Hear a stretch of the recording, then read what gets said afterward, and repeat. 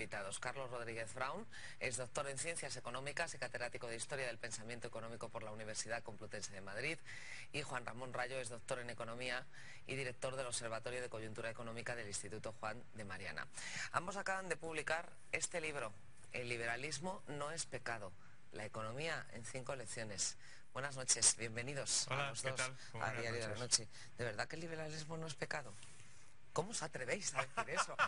Pues sí, la verdad es que pensamos que no es pecado, aunque también es verdad que para la mayor parte de la gente, para una parte importante de la gente, sí es pecado. Hay gente que le tiene mucho miedo, ¿eh? Sobre todo en tiempos de crisis, ¿sabes? En tiempos de crisis se reproduce esta especie de miedo a la libertad y esta especie de atribución a la libertad, al mercado de todos nuestros males. Intentamos refutar eso. Sí, no, efectivamente, en tiempos de crisis es particularmente acusada esta tendencia, porque parece que la sociedad, como no está organizada, pues cae en la anarquía, en el caos, y eso es la crisis, ¿no? La descomposición de la economía. Parece como si, en caso de llegar alguien desde arriba que dijera, tú ponte aquí, tú haz esto, tú paga aquí, obedece, paga, calla, etcétera, todo se solucionara. Igual es porque no conocen bien el liberalismo. ¿Qué es lo que pretendéis vosotros con este libro, que lo conozcan? Ni el liberalismo ni la economía, no conocen demasiado bien, por desgracia, cómo funciona la sociedad por sus entrañas. Sí, yo creo que sí, efectivamente, hay un problema de desconocimiento, también es culpa nuestra, digo. Los liberales no hemos sido lo suficientemente eficaces a la hora de transmitir nuestro mensaje, pero en fin, vamos dando pasos. El otro día estuvo aquí el vicepresidente de la Comisión Europea en Diario de la Noche y nos decía, hay que organizar Europa para luchar contra los especuladores.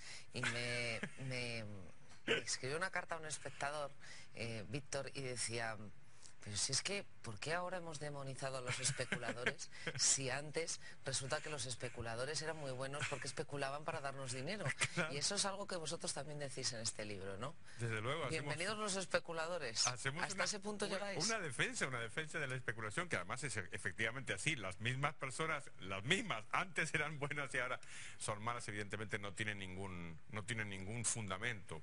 Y yo creo que lo que hace esta especie de gran miedo al especulador es ocultar la debilidad de los propios políticos. Es decir, porque el especulador va como detectando y señalando aquellos gobiernos que han hecho las cosas mal, y a los gobernantes no les suele gustar. O sea que los especuladores lo que buscan son fallos de mercado, bienvenidos sean. Desajustes de mercado, y tratan de corregirlos. A veces se equivocan ellos y generan desajustes adicionales, pero la ventaja con respecto a cuando se equivocan los políticos es que si el especulador se equivoca y desajusta, lo pierde todo. En cambio, el político, si se equivoca y desajusta, pues se pone a contar nubes. ¿Vosotros creéis que debería haber responsabilidades, aparte de las que se pagan en las urnas, más serias para los políticos que crean problemas? Sí, no sé, no estoy muy seguro de eso. Ahora se está hablando mucho de que los políticos tienen que ser responsables de sus actos, incluso de manera penal, ¿no? Yo no estoy muy seguro. Por supuesto, si cometen delitos, pues claro, todo el mundo tiene que ir, vamos, al juzgado y eventualmente a la cárcel, ¿no? Pero el problema de los políticos es las cosas que hacen limitando la libertad de la gente, ¿no? Y violando la propiedad de la gente, quebrantando sus derechos, incluso cuando lo hacen honradamente y dentro de la ley. Eso me parece que es lo más peligroso. Sí, de hecho lo más urgente no es tanto las responsabilidades, que es un debate que se podría tener, sino limitar su campo de actuación. Es decir, ¿qué límites les pondrías? Pues los límites más estrechos que se pueda en cada momento y en cada circunstancia, ¿no? Limitar al máximo la acción política. Siempre que la sociedad, los individuos puedan encontrar una solución propia a un problema, que no les venga impuesta desde fuera, que se puedan organizar ellos mismos a través de empresas, a través de asociaciones, etcétera, etcétera. Eso es lo que va a pasar. Nos obliga el reducir el gasto público, ¿no? Quizá no por voluntad, pero sí por necesidad. Sostenemos en este libro una tesis así como muy simple y me parece que provocadora, y es que los políticos hacen las cosas porque les conviene. ¿Y ahora qué les conviene? Y ahora yo creo que les conviene reducir el gasto público, ¿no? Aquí en España. Yo creo que sí, o contener su crecimiento, o, a ver, ¿cómo lo digo? O decir que lo van a reducir.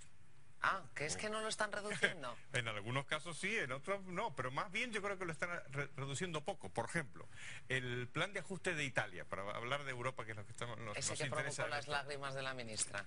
Bueno, si miras las cifras, tampoco es un ajuste del gasto público tan radical. Me parece que más bien es poco. La subida del IVA, eso sí, si esta señora ministra lloraba por los contribuyentes, entonces a lo mejor estaba llorando bien. Pero no sé qué te parece a ti, Juan. Sí, no es un ajuste draconiano. De gasto, para que nos hagamos una idea, el plan de Italia son 12.000 millones, 18.000 son subidas de impuestos. 12.000 millones es algo así como el 1% de todo el gasto público de Italia. Estamos hablando de un 1%. Y en España, tanto que se está predicando que la austeridad es la responsable de toda nuestra crisis, yo creo que lo hemos de mirar un poco con perspectiva histórica. Es decir, si cualquier historiador mirara las cifras de gasto público y de déficit público de nuestros estados, diría que hemos vivido en el periodo con más despilfarro y con más políticas keynesianas que hemos experimentado jamás. En 2011 el gasto público era solo un 3% más bajo que en 2009, que es el momento donde más se ha gastado de nuestra historia, y todavía un 20% más que en 2007, en plena burbuja. Es decir, austeridad muy poca. Eso sí, el discurso parece que estemos aquí todos, que los políticos no encuentren dinero por ninguna parte, cuando manejan el 50% de toda nuestra riqueza. Pero el discurso es importante. Hombre, que sí, claro. Zapatero lo tenía clarísimo. Pensaba que esto de la crisis económica, al principio, o al menos eso decía, era una cuestión de percepción de la gente. Como no confiaba, no consumía y ya estamos en recesión. Sí, se manejan unos criterios de un simplismo verdaderamente tremendo, pero cuando se pasa del simplismo al engaño, entonces hay que tener todas las luces encendidas. El caso de la austeridad es verdaderamente interesantísimo, porque si nos fijamos lo que ha pasado en nuestro país y en otros, los que han sido austeros de verdad han sido los ciudadanos. Sí. Es decir, los que han pagado la crisis han sido los ciudadanos y los empresarios. Van a seguir pagándola. Pero quiero decir, en términos de millones de gente en el paro, cientos de miles de empresas que han cerrado, esa es una austeridad tremenda. Y se hizo, y la gente no iba por ahí diciendo, estoy siendo austero. En cambio, los políticos, oye, se llenan la boca con esto de la austeridad y no la practican. Estamos viendo imágenes del Consejo Europeo. ¿Qué os parece el plan que han presentado? Mercosí les llaman ya, a Merkel y Sarkozy. ¿Qué os parece ese plan? Más coordinación fiscal y de los presupuestos. Si quieres entrar en el núcleo duro de la Unión Europea, se acabó la solidaridad gratuita. Es la enésima semana definitiva para salvar al euro. Claro, es que eso es como una broma, ¿no? Cada vez lo escuchamos. A mí, en principio, hay alguna cosa positiva del acuerdo. Por ejemplo, se ha vuelto a rechazar, aunque yo creo que lo acabaremos viendo, por desgracia, los eurobonos. Efectivamente. Y esa sería la nota más positiva. Luego, que impongan mayor disciplina fiscal, cuidado. Si es disciplina por el lado del gasto, bien, sobre todo del gasto en lo más superfluo, aunque si no se tiene dinero no se puede gastar en lo que sea. Pero es que esta gente también entiende la disciplina fiscal como subidas de impuestos. De hecho, acabamos de ver que en Italia lo que más se ha hecho, la mayor parte del ajuste, es por subidas de impuestos. De hecho, se está hablando de una armonización fiscal en Europa. Pueden subir el IVA, pero de una manera... El IVA, sociedades... Para temblar, ¿no? Armonizan siempre hacia arriba. Sí. Sí, armonizan hacia arriba. De hecho, a Irlanda la acusaban de tener un impuesto de sociedades demasiado bajo, de que lo tenía que subir, cuando la clave del desarrollo de Irlanda en los últimos 20 años ha sido ese impuesto de sociedades bajo, ¿no? Entonces, yo creo que van a venir subidas importantes de impuestos, y no porque los políticos sean austeros, sino porque no quieren serlo. ¿Y eso qué impacto va a tener en una economía en recesión? Porque después de los dos datos de producción industrial igual crecemos un poquito, pero vamos, da toda la sensación de que estamos en recesión. En recesión y hiperendeudada. Es decir, el sector siempre está diciendo, en España el problema es la deuda pública, perdón, la deuda privada. Sí, es verdad, pero precisamente por eso los ciudadanos están siendo austeros y están empezando a amortizar la deuda. Bueno, pues si ya están con el agua al cuello, tú les impones todavía más impuestos, el impacto puede ser tremendo. Yo creo que están confiando los políticos en que la labor de los trabajadores y los empresarios, que son los que de verdad van a sacar a las economías de la crisis, más o menos esté hecha. Y si está hecha, entonces el daño que causa el incremento de la presión fiscal que apuntaba Juan Ramón queda algo mitigada. Porque si tú haces esa subida de impuestos en la cuesta abajo, digamos, lo que haces es aplicas el peor daño posible, ¿no? Si la economía lentamente se recupera, a lo mejor consiguen disfrazar ese impacto. Y en cualquier caso, yo te cuento lo que hacen los políticos. Se reúnen para plantear una solución. Si se resuelven las cosas, entonces se felicitan. Pero si no se resuelven, se reúnen otra vez. Oye, todos los políticos no son iguales, ¿o sí? Se parecen mucho, se parecen bastante. Sí. ¿Qué recomendáis a Mariano Rajoy?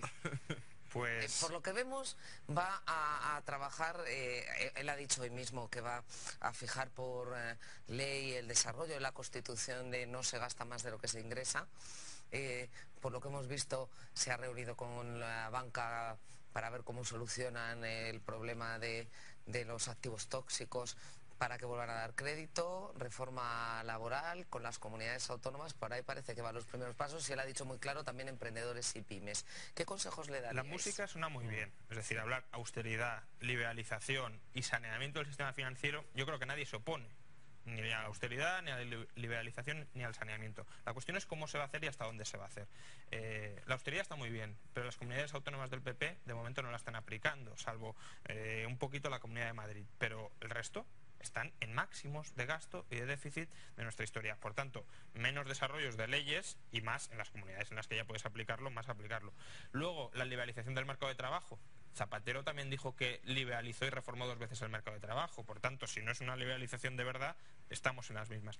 Y luego, ya lo que más miedo me da es el saneamiento del sistema financiero. La idea del banco malo, la idea de que los contribuyentes carguen con los errores de inversión de la banca. Ahí podemos caer en una presión fiscal enorme para pagar los errores que cometieron otros. El camino debe ser otro, no que el contribuyente pague los errores ajenos. Hay una cuestión de la fiscalidad que es muy delicada, ¿no?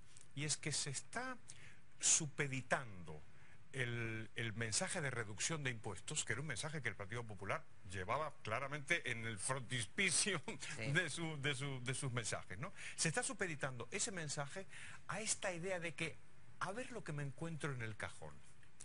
Este argumento es muy peligroso.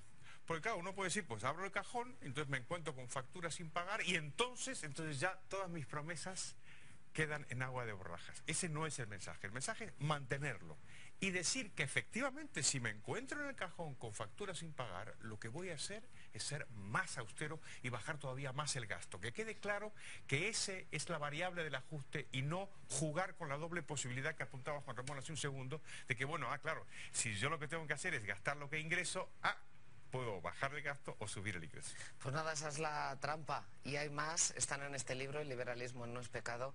Carlos, Juan Ramón, gracias por estar aquí esta noche en este libro. Buenas noches.